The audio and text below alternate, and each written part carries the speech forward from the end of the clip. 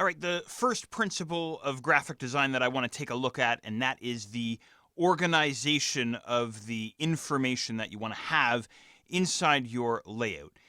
And arguably, this could be the most important lesson in the entire course. It's really the bedrock of proper communication and all that problem solving that, of course, we discussed previously. So here we go. Here's a flyer of some sort. Perhaps we're given a flyer in our mailbox, or we're walking down the street and someone hands us a flyer. Consciously or unconsciously, the first question that we have is, what is it? What is this for, and why should I care? And you know what? I'm looking at this, and the more my brain has to process what this is and why I should care and what it's for, the harder my brain has to work, the less interested I become. Have you ever experienced this in life? And you know what? Most ads, most flyers ask too much of the viewer.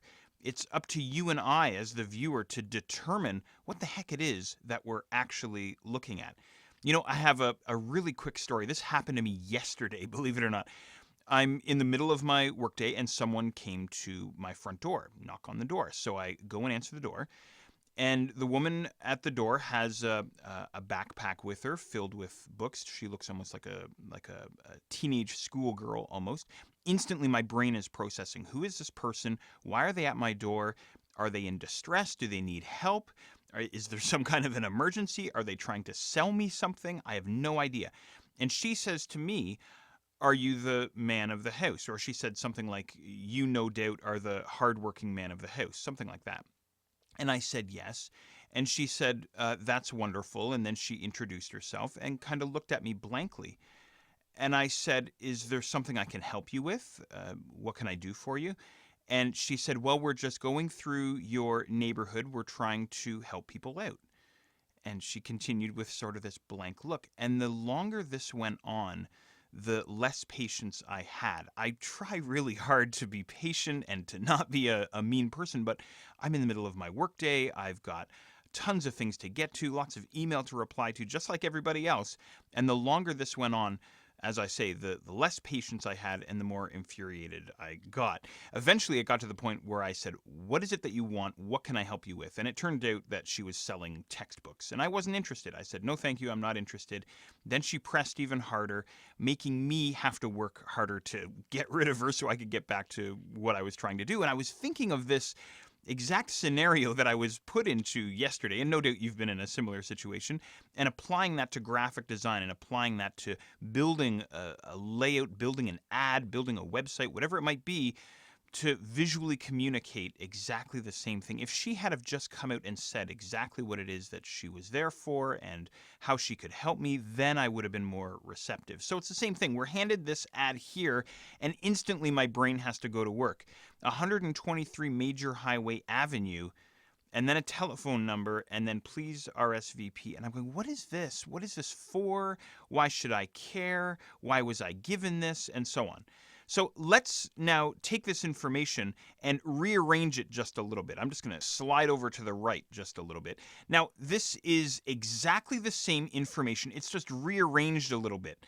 So once again, we're handed this in our mailbox or on the street. Instantly, I go, what is this for? What is it, and why do I care? Well, at the very top, usually we read top to bottom, it says, please RSVP by July 20th. So that tips me off that this is some kind of an event or some kind of a party or some kind of a get-together, but it's still making me work way too hard to figure out exactly what this is.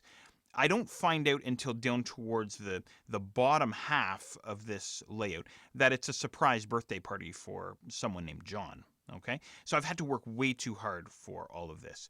So let's continue moving over towards the right. Here's the third example that we have. Again, all the same information. All I've done is I've simply restructured the information. I've changed the way that the information is organized.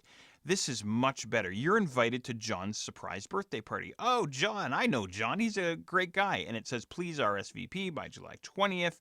There's the address, there's the date, and there's a telephone number. I'm given all the information that I need, And right off the bat, I'm told exactly what it is. So in other words, right off the bat, this particular layout has answered the question, what is it? Why should I care? What is this for? It's for John's surprise birthday party. I'm told that right off the bat. Oh, okay, great, got it. Now, the problem that I have with this is that there's too many separate elements inside the layout. We want to avoid having too many separate elements inside of our page or inside of our layout, whatever that layout might be. So I'm going to slide over to the next example here. All I've done is I've taken, again, the same information, and all I've done is I've decided to structure it or group it together. This gives the reader or the viewer an instant visual cue as to how the information is organized. We instantly create order inside the layout. Previously, especially that first example, we had chaos. Now we have order and structure.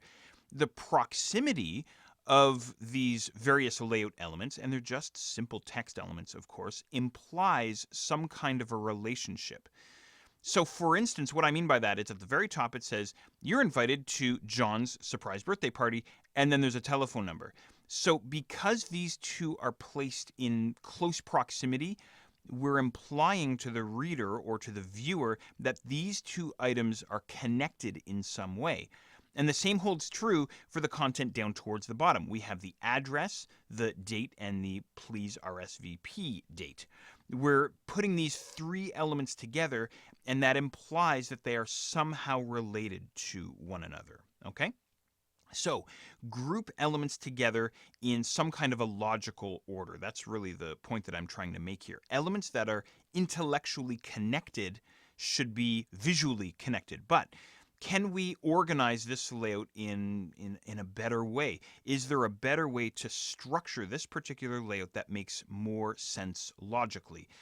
Absolutely. I'm going to move over to the fifth example now. Now what I've done here is I've said, all right, you're invited to John's surprise birthday. That answers the question, what is this? What is this for? Why should I care? And I've then taken the same information and structured it in a more logical fashion. So this is what it is. This is when it is. This is where it is, and then some additional information. So items that are not related to each other should not be in close proximity to one another. And the other point that I want to make here is that the information should be structured from the most important piece of information to the least important piece of information. So in other words, what is it? That's the most important piece of information. And then way down at the bottom, we have the RSVP telephone number, the least important piece of information. Now, another issue that I want to bring up here is, where is our eye led? As the viewer, where is our eye led? Well, if you were handed this or if you pulled this out of your mailbox, instantly you'd look up here, then you'd look down here, then you'd look back up here, and then maybe you'd look back down here, and then you might actually read all the information. Have you ever paid attention to this when you look at an ad or you look at a magazine layout or something? Where is your eye led? It's a really cool exercise. Usually what happens is viewer's eye bounces around a little bit inside the layout to kind of get an overall sense of the layout, sort of scanning the overall layout, and then we go back and actually read the content to understand exactly what it is. So something like this, my eye personally is led to the top, then down to the bottom, then back to the top, then back down to the bottom, and then finally I go back to the top and I read exactly what it is, and then I go back down to the bottom and I find out some additional information about this particular event. So I hope that makes sense. Now, what you can do is you can control the path of the eye if you want to. So perhaps doing something like this. So what is it? It's John's birthday. When is it? Then our eye is going to bounce towards the center and then down towards the bottom. So for yourself, where was your eye led when you first looked at this, when I first pulled this up on screen? Likely what happened is your eye went from the top to the center to the bottom and then back to the top. Or possibly what happened is your eye went from the top right to the bottom, back to the middle, and then possibly back to the bottom or back to the top. So your eye's bouncing around inside the layout. Okay? In any regard, I hope this is making sense. Now, here's a quick metaphor that I have for you related to organizing information.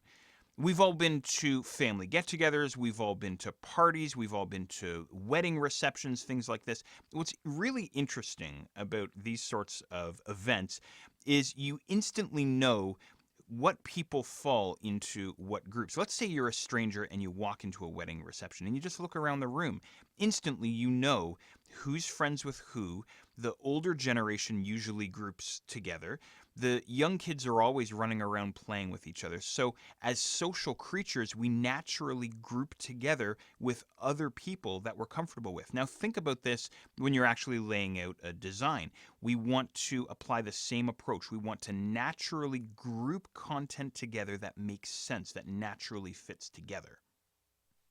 Here's an even simpler example for you. Earlier on, I said that graphic design was a lot like putting together a puzzle, and a lot of times people will just dump out all the puzzle pieces and move them around on the page until they kind of look good. Well, rather than just moving chaos around, if that makes sense, why not start to create some kind of order, some kind of structure? At least in this example, it's a little bit more structured than the previous example where we started over here with these blocks on the left. So there's a little bit more structure here. But we could take this idea of structuring the information and we could take it even further. We could do something like this. Now, with something like this, instantly, even though we have three different colors at play, you and I know that the information here on the left, or the content, or the colored blocks on the left-hand side, are related to one another and are unrelated to the blocks that we have over on the right. Okay, we just know that instinctively or instantly when we look at the layout. Even though we don't have all the same colors grouped together, the blocks being grouped together implies that relationship. And we could do something like this. We could move some content over to the right. Now the four blocks on the right are somehow connected. We don't know exactly how. It could be the information that they contain or the type of content that they contain. Maybe it's photographs or something like this. And they're separate. They're completely different from the information or the content that we have over on the left-hand side. Now, of course, if we really want to create structure and order, what we could do is we could start to group things together based on the type of content that we have. So in my quick example here, using these colored blocks, we could structure it something like this. Okay? So what I'm trying to really nail down here for you, and why I think this is the most important exercise in the entire course, is I really want to encourage you to see your designs and see your layouts from the viewer's perspective. Again, think of yourself. Don't come at it from your perspective. You know all about your business or the ad that you're creating the business for. You know how the business works. You know about the products. You know about what payment methods you accept, all these different pieces of information. You know that already, but the viewer doesn't.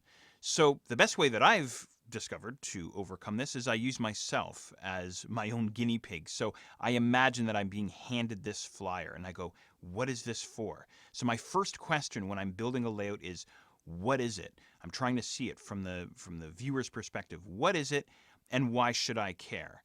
And then I might start asking questions if I'm interested. For example, I know John and I'm really excited that he's having a surprise birthday thrown for him.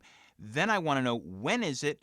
Or where do I go to get it in the case of a product? If it's a product that I want, where do I go to get it? And then I might ask, how much does it cost? These are really fundamental, basic questions. From there, we might start to get a little bit nitty gritty. Is there an RSVP? Do I need to phone ahead of time?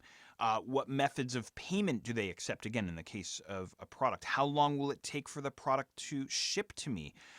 What's their return policy? These sorts of things. Now, you can get more and more and more refined, but really the fundamental issue is, what is it? Why should I care? When is it? Or where do I go to get it if I'm interested? And how much does it cost? That's usually sort of the fundamental questions. Next time you're walking down the street and you see a sign or a billboard or some kind of a placard out on the sidewalk, you'll find yourself asking these questions, and they're fundamental questions to graphic design.